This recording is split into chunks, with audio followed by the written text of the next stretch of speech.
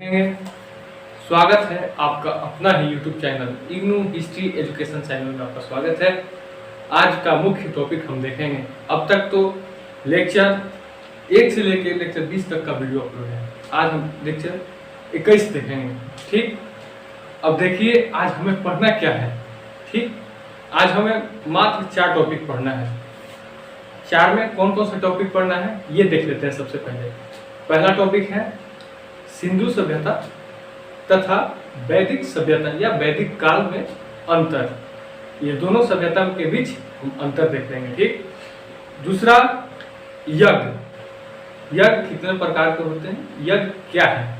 ठीक, तीसरा षष्ठ दर्शन।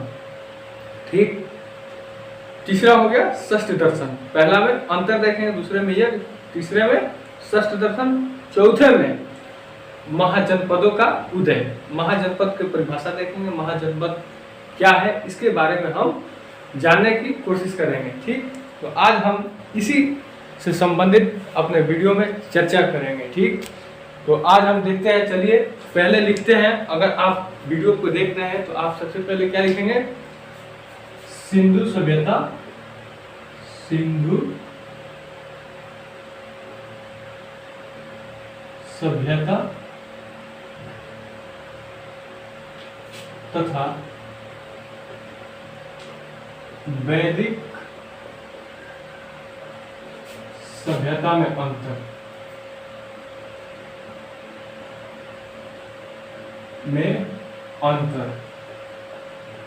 ठीक, एक तरफ लिख लेंगे सिंधु सभ्यता। सिंधु सभ्यता। दूसरी तरफ लिखेंगे, ऐसे 20 से डिवाइड दे देंगे। दूसरी तरफ लिखेंगे वैदिक सभ्यता।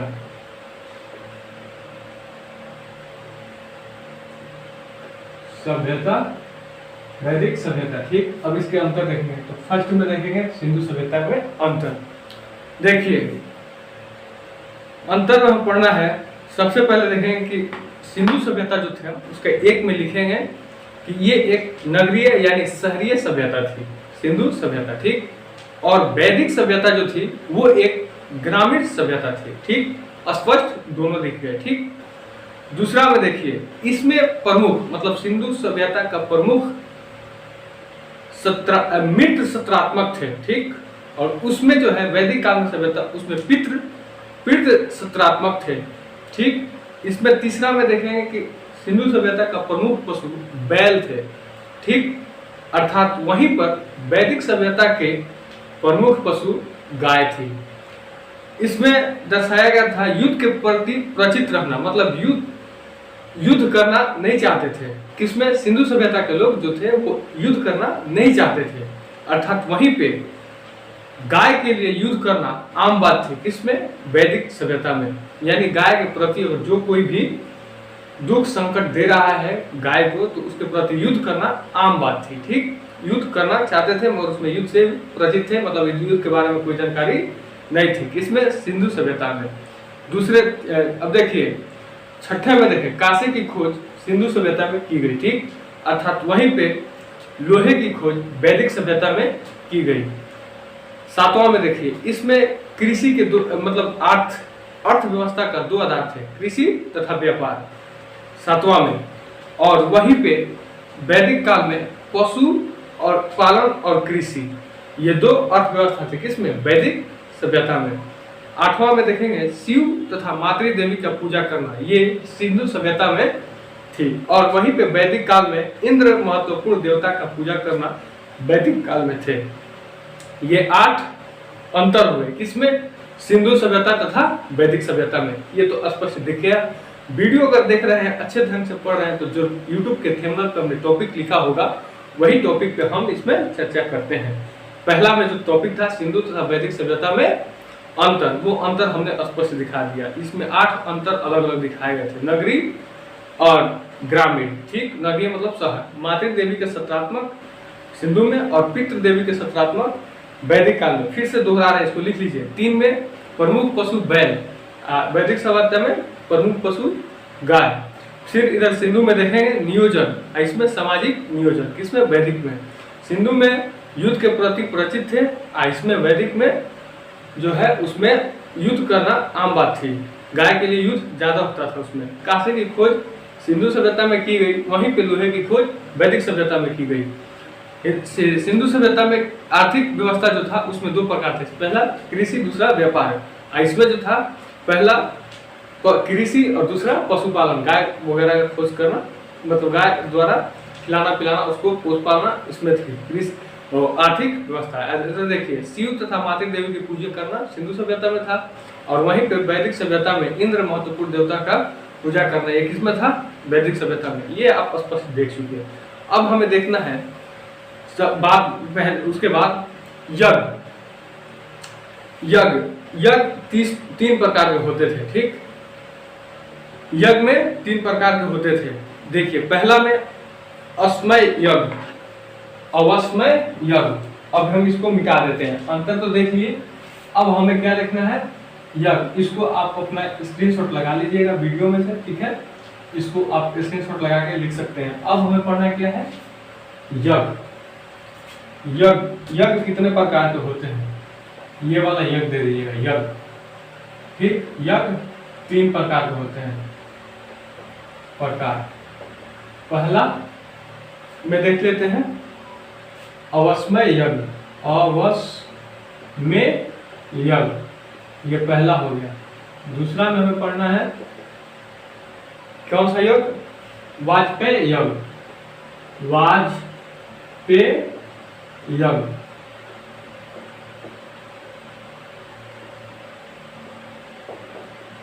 और तीसरा हमें देखना है कौन सा यज्ञ है, राजसूय यज्ञ। राजसूय यज्ञ।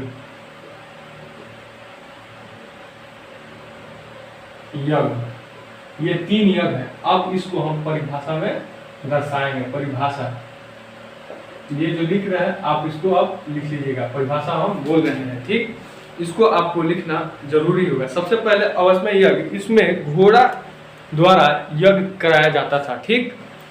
इसमें अवस्मय यज्ञ में घोड़ा द्वारा क्या किया जाता था, यज्ञ कराया जाता था, और उस घोड़े को दौड़ने के लिए छोड़ दिया जाता था। यज्ञ करके घोड़े को छोड़ दिया जाता था। जहां तक घोड़ा जाता था वहां तक का जो क्षेत्र था, मतलब गांव, जहां तक घोड़ा जाएगा उसके अंदर में जितने क्षेत्र थे, ग्रामीण क्षेत्र मतलब गांव वगैरह या भूमि संबंधित, वहां तक के वो जो राजा यज्ञ करा के उस घोड़े को छोड़े होंगे उनका वो हो जाएगा, ठीक। अब देखिए, छोड़ दिया जाता था, जहां तक घोड़ा जाता था वहां तक का क्षेत्र राजा ले लेते थे। घोड़े को रोकने के लिए व्यक्तियों को राजा द्वारा युद्ध करना पड़ता था। मान लीजिए कि एक छोटा सा आपका गाँव है, उसमें खुदा न खास्ते पूरा पार कर दिया घोड़ा, तो क्या अब पूरा प्रॉपर्टी राजा को दे दीजिएगा? तो इस समय उसमें जो रोकता था कि घोड़ा को अब इससे ज्यादा दौड़ने नहीं दिया जाएगा, तो वो क्या करते थे कि बीच में घोड़े को रोकते थे। तो जो घोड़ा को रोकता था तो राजा और जो घोड़ा रोकने वाला था, दोनों के बीच क्या होता था, युद्ध हो जाता था, ठीक। ये क्या था, अवस्मय यज्ञ का परिभाषा हो गया, ठीक। अब दूसरे में क्या देखेंगे, वाजपेय यज्ञ। इसको देखते हैं। वाजपेय यज्ञ, यह राजा से शक्ति दर्शन देता था, मतलब शक्ति प्रदर्शन करता था। जो राजा थे, ये जो यज्ञ जो होता था इसमें राजा को शक्ति यानी ताकतवर जो है उसका दर्शन होता था। इसमें रथों की रेस लगाई जाती थी। रथ आपने देखा होगा, आगे घोड़े होते थे, पीछे बैठने के लिए आज भी रथ होता है, कहीं कहीं देखने को शादी विवाह में हमें मिलता है। वही रथ जो थी उस समय भी रथ, उसमें रथ का रेस लगाया जाता था और राजा को शक्ति का दर्शन दिया जाता था, प्रदर्शन के लिए होता था, ठीक है। वाजपेय यज्ञ कहलाता है, ठीक। 2 हो गया, वाजपेय यज्ञ पहला, अवस्मय यज्ञ, वाजपेय यज्ञ। अब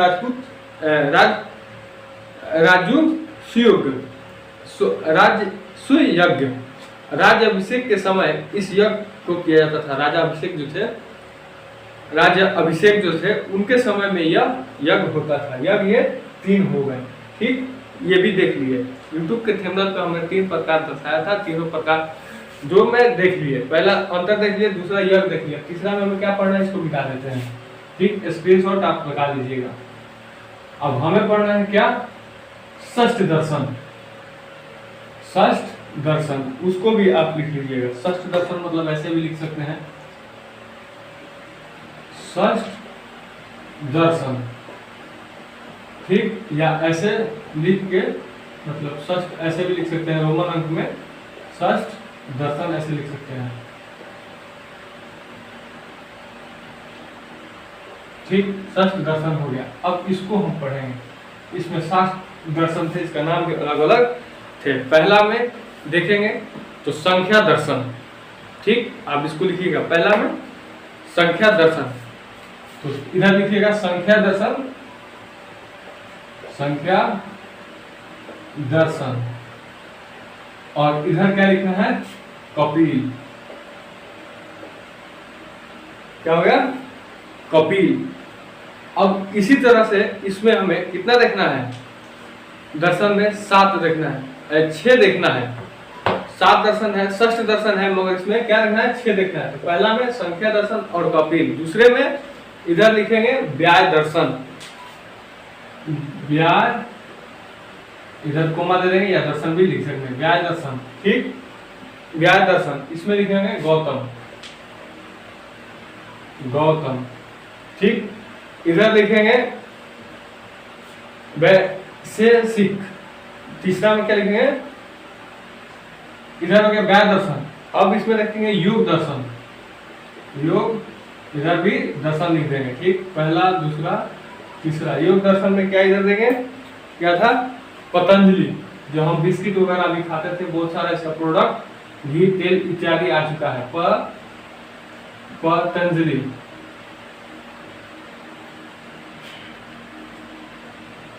पतंजलि।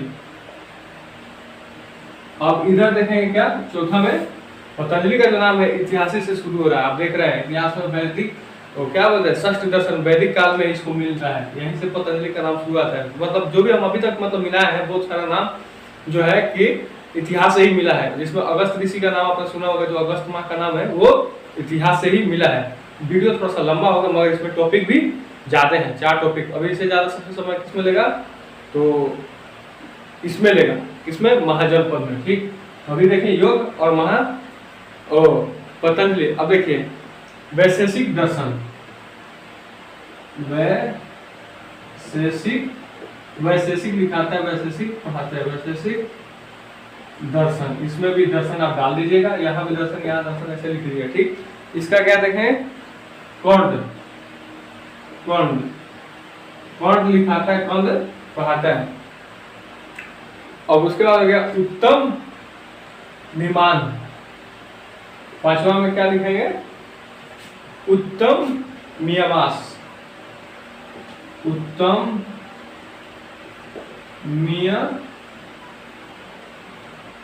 मीमांसा, मियामांसा,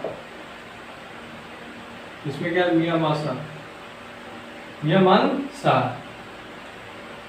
मियामांसा। इसका क्या लिख देंगे, वाद रायण, इस पर लिख देंगे वाद रायण, रायण, रायण, यहाँ आकार छूटता है, देख लीजिएगा, आकार लिख लीजिएगा, ठीक है, वाद रायण। अब छठा में हमें देखना है क्या, सबसे अंतिम जो है इस षष्ठ दर्शन में पूर्व मीमांसा, मीमांसा, पूर्वी मीमांसा, मीमांसा, ठीक। अब इधर इसका क्या देखेंगे, जैमिनी, जैमिनी, ठीक। अब हो गया ये हमारा षष्ठ दर्शन। अब इसको भी आप सब लिख लीजिए, षष्ठ दर्शन क्या है, इसमें षष्ठ दर्शन में इतना सारा हो गया। इसमें लिखिए गौतम बुद्ध के अधिकतर उपदेश संख्या दर्शन में से लिया गया था। इसमें जो है संख्या दर्शन, इसमें जो है महात्मा बुद्ध, जो गौतम बुद्ध का नाम हम जानते हैं, इसी में से उनसे संबंधित सभी प्रकार की जानकारी इसमें किसमें मिली थी, संख्या दर्शन में ही मिला था। ये एक प्रमुख दर्शन हो गया, मतलब इसको हाईलाइट कर दीजिएगा। इसमें जो है महात्मा बुद्ध या गौतम बुद्ध का से संबंधित सभी प्रकार की जानकारी किसमें मिला था, संख्या दर्शन में, ठीक। इसको लिख लीजिएगा। उसके बाद पतंजलि हो गए, योग, ये सब आप अपना लिख लीजिए, स्क्रीनशॉट लगा लीजिए, ठीक।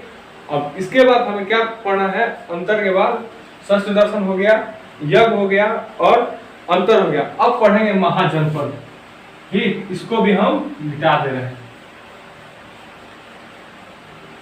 महाजनपद टॉपिक लिख लीजिएगा, महाजनपद लिख के चिन्ह दे दीजिएगा, उसको परिभाषित करेंगे। ठीक, और वीडियो देख रहे हैं तो परिभाषा के साथ साथ अपने कलम को अपने रजिस्टर पे लिखना जरूरी है। यहाँ लिख दे रहे हैं महाजनपद, महाजनपद। अब देखिए महाजनपद जो है इसको हम पढ़ना है। 16 महाजनपद होते थे। महाजनपदों की संख्या कितना होती थी? 16 होती थी। इसमें 5 से इसमें देखें महाजनपद की संख्या 16 होती थी। ठीक, अब देखिए महाजनपद का नाम हम लिखेंगे। सबसे पहले महाजनपदों का उदय देख लेते हैं।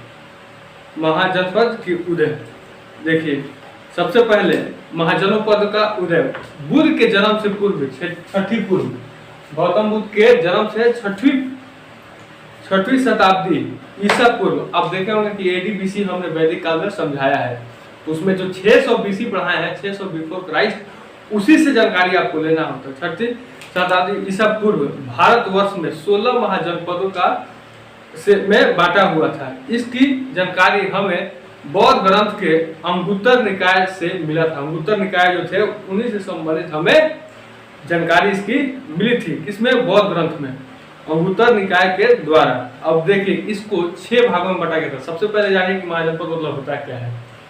जैसे आज के जमाना में हम जान रहे हैं कि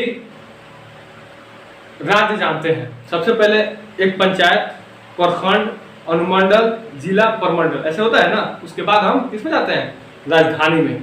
तो ठीक उसी समय राज्य को क्या कहा जाता था? महाजनपद कहा जाता था। अब देखिए सबसे पहले क्या हुआ? महा, उसके बाद क्या हो गया? महा प्लस जन प्लस पद, ये तीनों का अर्थ होता है, तब जाके महाजनपद होता है। सबसे पहले ग्रामीण क्षेत्र से देखते हैं, उसके बाद क्या हो गया? जो प्रखंड लेवल, उसके बाद जनपद। उस समय यही होता था। तो 16 महाजनपद थे, जो YouTube के थंबनेल पे हमने भारत का चित्र लगा के उसको दर्शा दिया है। उस पे 16 महाजनपदों का नाम आप उस पे लिख सकते हैं। अब देखिए 16 महाजनपद में देख लेते हैं कि वो है कहाँ। ये एक राज्य हो गया। ठीक, अब देखिए 16 महाजनपद में सबसे पहले हम जानकारी देंगे महाजनपदों के लिए। उत्तर वैदिक काल में लोहे की खोज हो जाने के कारण कृषि तथा अर्थव्यवस्था तेजी से परिवर्तन होने लगा और समाज में धीरे धीरे ग्रामीण सभ्यता से नगरीय सभ्यता की ओर अग्रसर होने लगा। ठीक, अब देखिए ग्रामीण मतलब हम जो देहात का एरिया होता है ना, पहले सब जगह से शहर थोड़ी होता है, पहले देहात का एरिया था, उसके बाद शहरी सभ्यता में इसको कन्वर्ट कर दिया गया था। तो देखिए अब देखिए धीरे धीरे ग्रामीण सभ्यता से की ओर अग्रसर होने लगा। जन का आकार बढ़कर जनपद हो गया। वही बोल रहे हैं, गांव से बढ़कर क्या प्रखंड मतलब समझ उसी तरह जन से बढ़कर महाजनपद हो गया।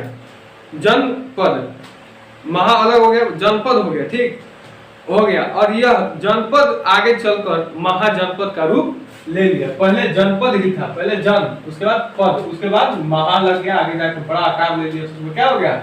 महाजनपद हो गया। अब इसको भी समझाने के लिए छोटा सा टॉपिक आपको देखते हैं कि उच्च विद्यालय का नाम आप सुने होंगे। ठीक, उसके बाद आता है महाविद्यालय। तो महाविद्यालय मतलब उससे बड़ा हो गया। ठीक, उसी प्रकार इसको देखते हैं। महाजनपद का रूप ले लिया। महाजनपद का सिंधु सभ्यता के बाद दूसरी नगरीय सभ्यता थी। भारत में कुल 16 महाजनपद थे, पहले ही आपको बताए थे। ठीक, ये परिभाषा हो गई। इसकी चर्चा बौद्ध ग्रंथ में अंगुत्तर निकाय में है। 16 महाजनपद का सबसे समृद्ध सबसे शक्तिशाली महाजनपद कौन था? मगध महाजनपद था। जो राज्य था मगध, वो सबसे वही जो था शक्तिशाली महाजनपद था। कौन था? तो उस समय के भाषा में हम राज्य थोड़ी बोलेंगे, महाजनपद ही बोलेंगे। अभी इतिहास आगे तक पढ़ेंगे तो उस समय वाइसराय होते थे, जिसको राजा कहा जाता था। तो उसमें इतिहास का नाम जो थे अलग अलग प्रकार के थे। जिस तरह से वृद्धि हुई उस तरह से उसका नाम बदलता चला गया। ठीक, अब देखिए जो इसमें 16 महाजनपद थे अंगुत्तर निकाय में, 16 महाजनपद में सबसे समृद्ध तरह सबसे शक्तिशाली महाजनपद कौन था? मगध था। मगध कहाँ है? वो पटना राजधानी, हम लोग का बिहार का राजधानी पटना है, हम भी बिहारी का रहने वाले हैं। ठीक, अब देखिए ये जो है मगध, ये जो है पटना गया में है, जो कि बिहार है। गया एक डिस्ट्रिक्ट है, पटना एक राजधानी है, वो बिहार में ही स्थित है। कौन? मगध। जो सबसे शक्तिशाली महाजनपद था, जो आगे चलकर इन जनपदों का अधिकार कर, जबकि इन पर अधिकार कर लिया। वैदिक काल में टैक्स को बलि कहते थे। आप आज हम लोग जीएसटी का नाम सुने हैं, जीएसटी, गुड सर्विस टैक्स। तो उस समय टैक्स को क्या करते थे? बलि करते थे। जबकि देवताओं को खुश करने के लिए हम पशु का बलि देते थे। उस समय टैक्स जो था उसको बलि करते थे। आज हम लोग टैक्स कर रहे हैं, मतलब उसको क्या करते थे? बलि करते थे।